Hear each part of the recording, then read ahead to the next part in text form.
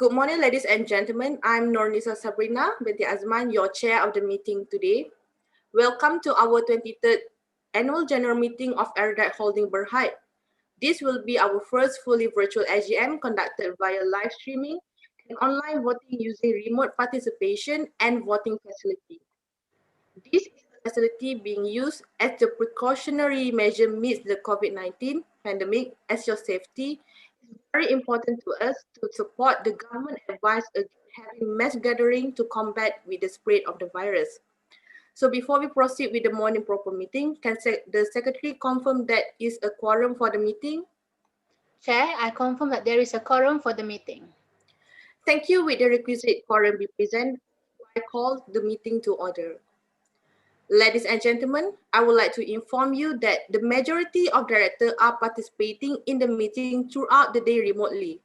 This is in accordance with guidance of the conduct of AGM listed issued by the Securities Commission. Let me introduce the participant of this meeting. With me today at the broadcast venue is Ms. Nur Shamimi Izzati binti Muhammad Kamal, the Chief Executive Officer of the company, Ms. Maria Atika binti Abdul Rahman, our Company Secretary, and Ms. Fatini Izzati binti Muhammad Nasir, the Chief Financial Officer of the company. And the rest of directors are joining the meeting remotely. You can see them on your screen. Dear directors, please acknowledge yourself by raising your hand when your name is called. Firstly, the non-independent, non-executive director, Ms. Khairunisa binti Salihuddin. Next is Ms. Putri Nordayana Natasha binti Muhammad Nawi and Ms. Nur Hafiza binti Jamaluddin.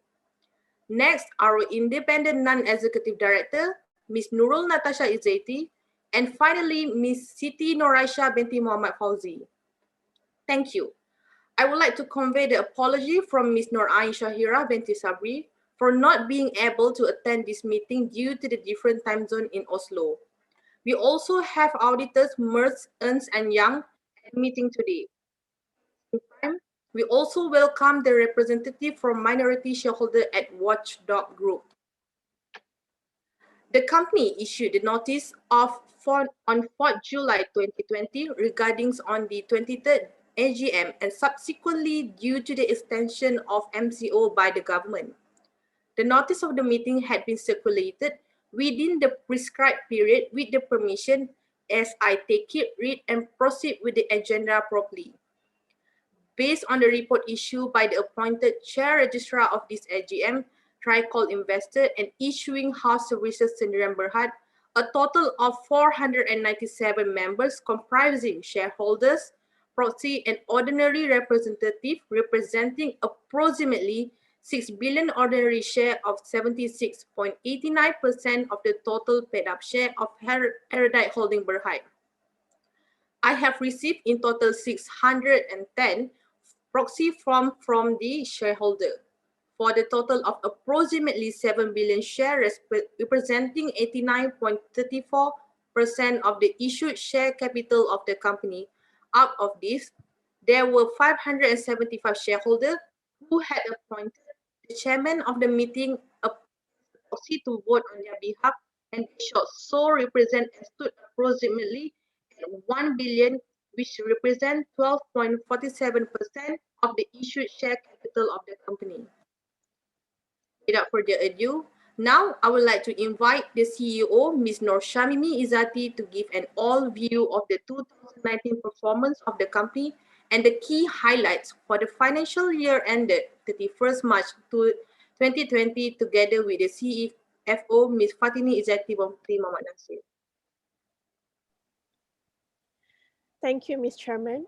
We'll now go through the slides to highlight and give you a view of the past year items on the presentation for AGM.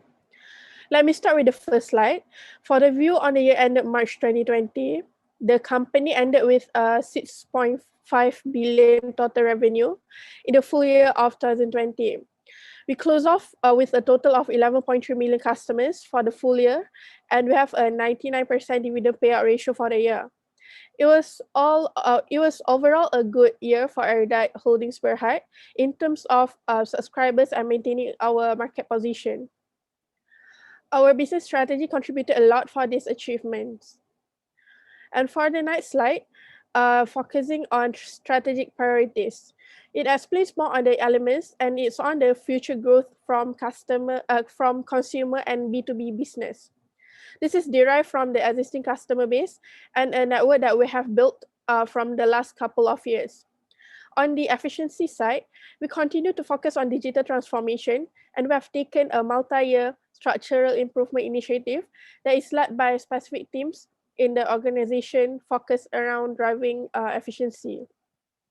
Thus, it will not be possible if we do not have the right team and right people in place. Not only that, we also continue to upskill our staff to ensure that they are able to perform critical work in enhancing their performance. Lastly, for the responsible business is to ensure secure and sustainable business conduct, adhering to high governance standard, and also to focus on improving economic, environmental, and social priorities.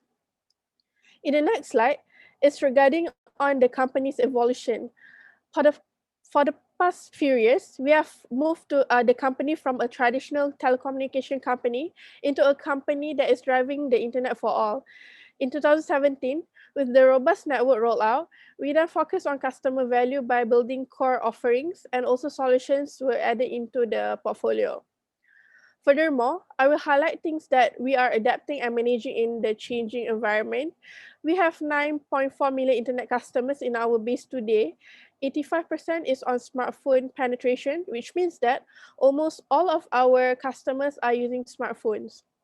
The average usage as of 2019 ended at close to 14 gigabyte in an average monthly data usage. And we also have 48% total data traffic growth, as well as 76.7 million upsell transaction, which is extremely good.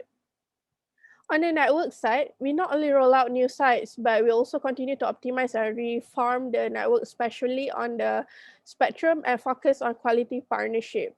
For example, partnerships with a submarine cable to East Malaysia in ensuring that we're able to cater for the capacity demands and the growth in East Malaysia province. Ms. Fatini, I shall now pass the presentation to you. Thank you, Mimi. Starting with the growth, you can see that our internet and digital revenue has grown 11% in year-on-year and postpaid revenue grew 11.9%, with now reaching over 3 million subscribers.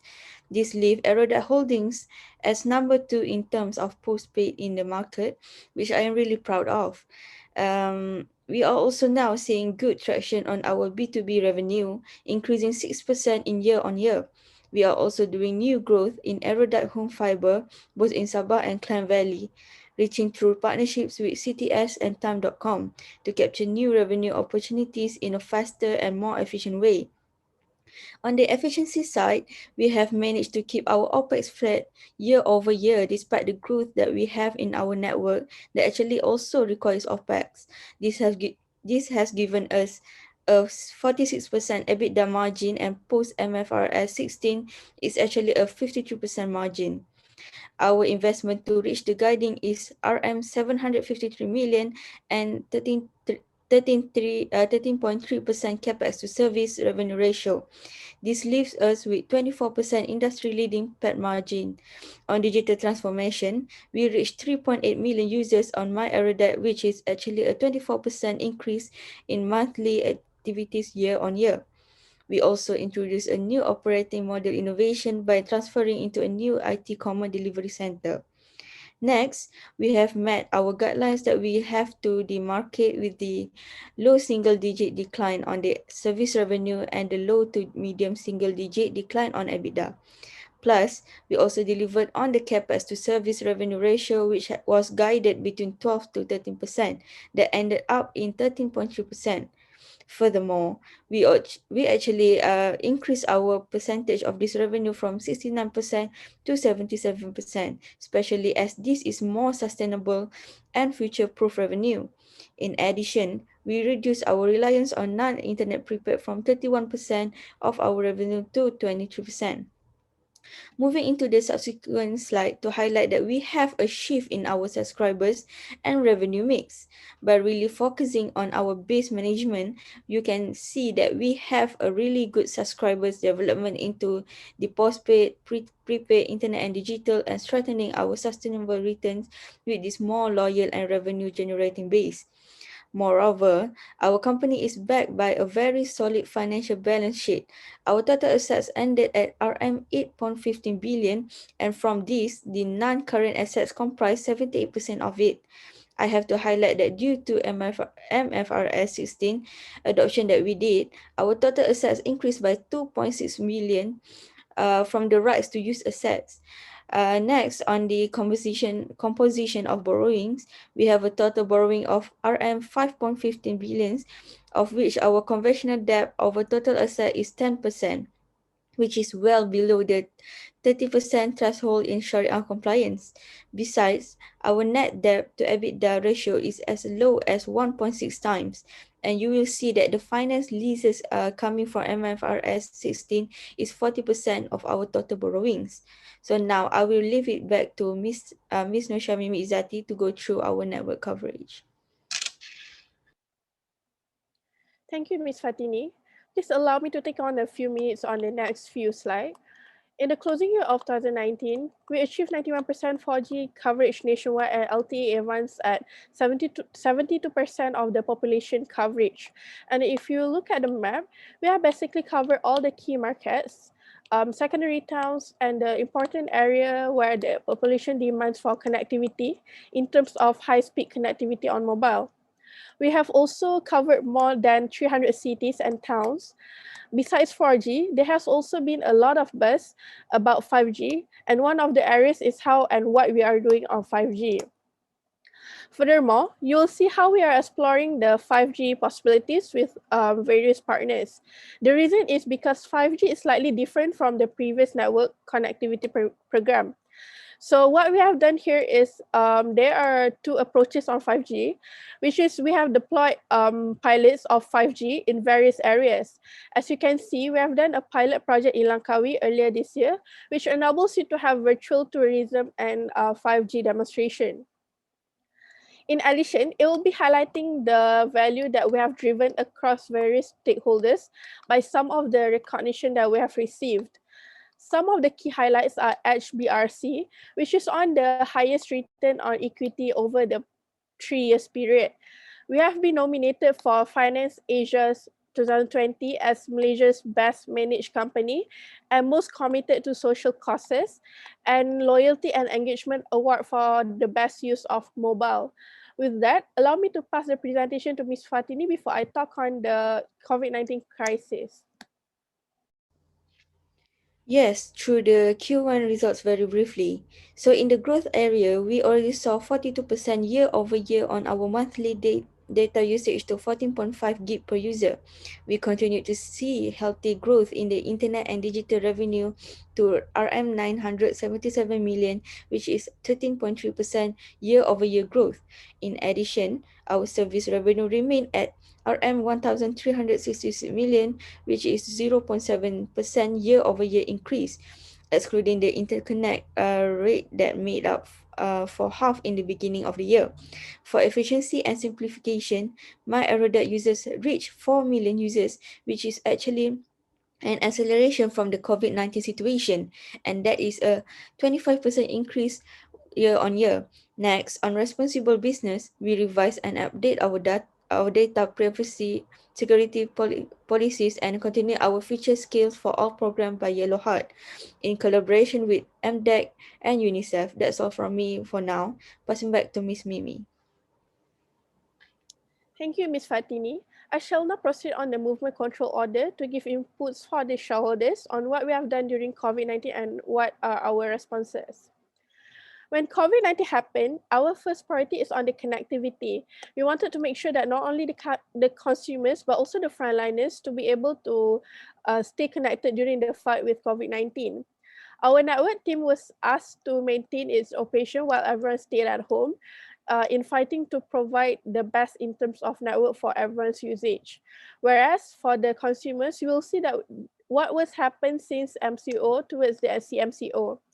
We have many different alternatives on how we support customers, making sure that our digital services that we've provided were available for top-ups and payment of bills conveniently via online channels and banks. We have also repositioned our market facing offerings based on what we've observed in the markets. And we've made some adjustment to cater for the changes and the new norm. Furthermore, we also continue to invest in some of these digital channels, making it so much simpler for consumers to interact with us, but also to carry out whatever they need to do when it comes to the connectivity via the internet means. You have also seen what we have taken out some of the products plans, particularly to the SME space and broadband connectivity as more people work from home. We've been providing broadband connectivity for SMEs to take out for their staff and employees so that their sales force could continue for our consumers. We have continued to have new product propositions out there targeting for insurance and care for our customers.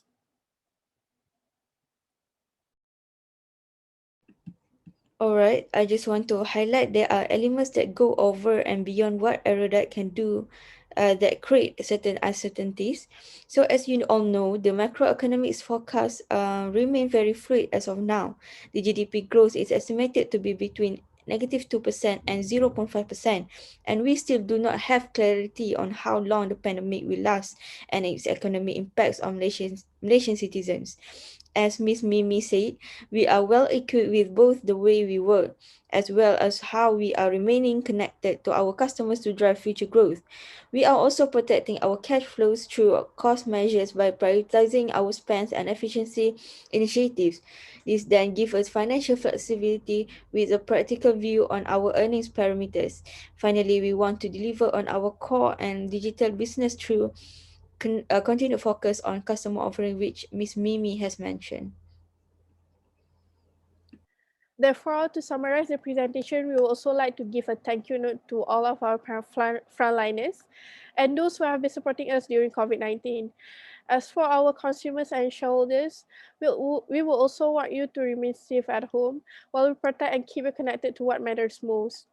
That's all for our presentation. Thank you very much, and I shall pass back to the chairman. Ms. Norsha Mimi and also Ms. Fatini. Now I will proceed with the agenda at hand.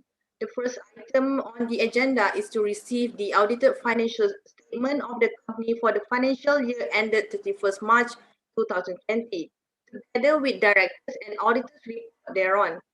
Ladies and gentlemen, audited financial statement together with the directors' auditor report for the financial year ended have accordingly been issued to you together with the notice convening the AGM. I presume that you had the opportunity to go through the respective report. I wish to put a record that the audited financial statement of the company have in July received by the shareholders and proxies. The order financial statement is discussion only under Agenda 1, do not require shareholder approval, hence it will not be put for voting. And now we shall proceed to the ordinary resolution 1. This is for re-election of director pursuant to Article 95, subsection 8 of the company's Article of Association. One director shall retire every year and be eligible for election. Accordingly, Ms. Nurul Natasha Izzati Muhammad Nur Azamri shall retire pursuant to the company constitution and being eligible has offered themselves for election under this resolution. The director have been strong contributors to both deliberation and discussion. Move on to the second item under the agenda is ordinary resolution 2.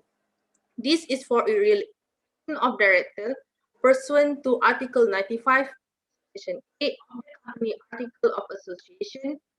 One of directors shall retire every year and be eligible for election. Accordingly, Ms. Ain Shahira binti Sabri shall retire pursuant to the company's constitution and being eligible has offered themselves for election under this resolution. The directors have been very strong contributors to both deliberation and discussion. Next, third agenda, which is ordinary resolution 3. This resolution is approval for payment of director's fee.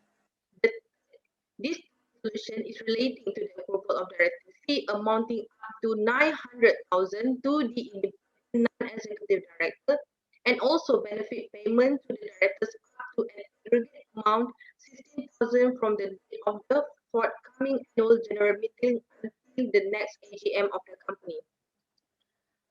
Proceed to the next item on the agenda, Ordinary Resolution 4. This is the appointment of our auditors. We shall now proceed to the next item on the agenda of today, which is on the reappointment of Ms. Ernst & Young as auditor of the company and authorization to directors to fix remuneration.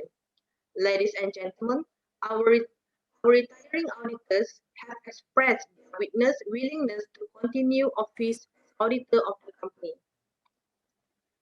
Agenda 5. Ordinary Resolution 5. Retention of Farah Nabila binti Badrul Hisham as a senior independent non-executive director. The item on the agenda 5 is related to a special business. She has served as independent non-executive director of the company for a cumulative term of more than 9 years. Shall continue to act as an independent non-executive director of the company until the conclusion of the next AGM in accordance with MCCG. Next special business is Ordinary Resolution 6. This resolution is to propose renewal of shareholder mandate and propose new shareholder for recurrent relating party transaction of revenue or trading nature to be entered with Telenor ASA and person connected with Telenor. Ladies and gentlemen, the detail of the recurrent related party transaction have been set out in section 2.3 of the circular to shareholder dated 24 June 2020, had been circulated together with the 2020 integrated annual report of the company. The rationale for seeking the shareholder approval for the shareholder mandate was set out in section 3 on page 10 of the circular. The related parties involved in this transaction are Telenor, the ultimate holding company of the company, and parties relating to them, and they shall accordingly abstain from voting on the resolution. Now, it is time for the Q&A session. I would like to inform you that we have received some questions from the Minority Shareholder Watchdog Group. I would like to thank the MSWG for submitting this question. Thank you, Nisa.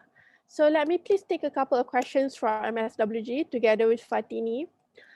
For the first question, is around blended average revenue per unit, ARPU, remain relatively resilient at 40 ringgit, comprised of stronger internet revenue mix? Postpaid and prepaid internet subscribers increased to 9.7 million, representing 85.9%, and 11.3 million subscribers. What is the current percentage mix between postpaid and prepaid internet subscribers? Is there an optimal mix and optimal ARPU level, and what are the measures being taken? So postpaid and prepaid internet customers actually represent about 26.9% and 59% respectively of total subscribers mix. While it's hard to state an optimal mix and preferred ARPU, we believe that our strategy is to focus on sustainable postpaid and prepaid internet base fueled by relevant and personalized bundle offers that will pave the way for revenue growth and stronger ARPU in the mid to longer term. On the channel side, there's a lot of channel transformation taking place, and this is the initiative to modernize channel readiness, as I mentioned earlier, to support our internet growth ambition and to provide consumers option on subscribing for this affordable worry-free internet plan. These measures effectively improve revenue mix quality and set a solid foundation for service revenue, resilience, and growth opportunity. Ms. Fatini would like to take the second question. Yes, question number 2, which is related to the global COVID-19 pandemic and navigating in these difficult times, and to what extent has it impacted business and how we are preparing ourselves to face the new business landscape. So we believe it is too early to share the exact impact, and we will get back to that in our Q2 results. However, we do see slower revenue development due to COVID-19 related impact on travel and closure of stores and dealer touchpoints. As for the effects of the COVID-19 pandemic emerge and economic activities resume, we are taking a practical view of our business and protecting cash flow through cost measures and financial flexibility, with a practical view on earnings parameters for the remainder of 2020. Thank you, Ms. Shamimi and Fatimi, for the answer to the MSWG question. I hope we have answered this question to your satisfaction. I shall pass it over to Shami for the next question. Okay, so the question is, we understand that Erudite will not be giving outdoor gift vouchers this year. So would the board consider to give the shareholders Erudite e-vouchers instead? So due to the current situation, basically there will not be any distribution of EGM door gifts physically or electronically this year.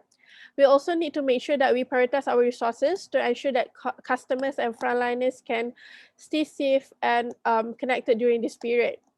In this respect, Erudite has already given free 1 gigabyte daily between 8 a.m. till 6 p.m. and COVID-19 insurance coverage to our customers during the MCO period, amongst a list of other COVID-19 initiatives with which we believe will benefit our esteemed shareholders, who are also our customers and Malaysia society at large. All right, thank you, Ms. Shamimi, for the answer. We have now already answered all the questions from MSWG and company shareholders. With that, ladies and gentlemen, we shall proceed to the polling session. In my capacity, a chair of the meeting, I hereby demand a poll to be taken on all resolution pursuant to the company article of association. I would like to inform you that the company has appointed three co-investors to conduct the poll voting electronically and such securities Berhad, the scrutineer to verify the poll result. Please note that the voting session was open for about 10 minutes and another 10 minutes for the scrutineers. I would now like to invite the representative of TRICO, Ahmad Faris Shazwan bin Ahmad Zaki, the poll administrator, to brief all of you on the voting procedure. Okay, thank you, Mr. Chairman. Okay, I am the representative from TRICO, acting as the poll administrator for the conduct of the online voting via TRICO remote participation and voting via RPV application. The steps for you to cast your vote remotely are as follows. You do not need to exit from a live stream meeting. Instead, click on the corporate exercise or corporate event button on the left side of the screen and open the link in the new window. Under the new window, select the corporate event for the relevant company remote voting Erudite Agent 23rd AGM. Read and agree to the terms and conditions and confirm the declaration. Select a CDS account that represents your shareholding. Then indicate your vote for the resolution for or against and click the next button. Confirm and submit your vote and download and print remote voting document if it's required. The voting session will be opened later by Ms. Chairman. Shareholders and proxy holders are reminded that our voting system allows you to vote for all the resolution at one time. Please ensure that you have completed voting on all the resolution before you confirm the submission of your vote. You will be automatically disconnected from the remote voting once the chairman announces at the end of the voting session. Thank you for your attention. I shall now hand over the floor back to Ms. Chairman. Thank you. Thank you. So, ladies and gentlemen, we should now commence the voting session. We give you roughly about 10 minutes. After that, the scrutineers will take another 10 minutes to complete, and then the meeting will resume for the declaration of the voting result. Ladies and gentlemen, welcome back. We have got the result, and the scrutineers have verified the poll result and validated their report. I am going to just read out the resolution and then the percentage in terms of approval. Solution number 1, 95.78% voted for. Resolution number 2, 99.90%. Resolution number 3, 98.72%. Resolution number 4, 99.80%. Resolution number 5, 83.98%. And resolution number 6, 99.93%. With all the resolution, and I will now declare all the resolution have been approved. I would like to thank the technical crews at the back there, the cameraman, and all those people who are working very hard behind the scene and to make this very successful first virtual AGM for us. Ladies and gentlemen, as there is no other business to be transacted at this AGM, I now declare the meeting closed. Thank you very much for your support and participation. Please continue to stay safe at home. And once again, thank you.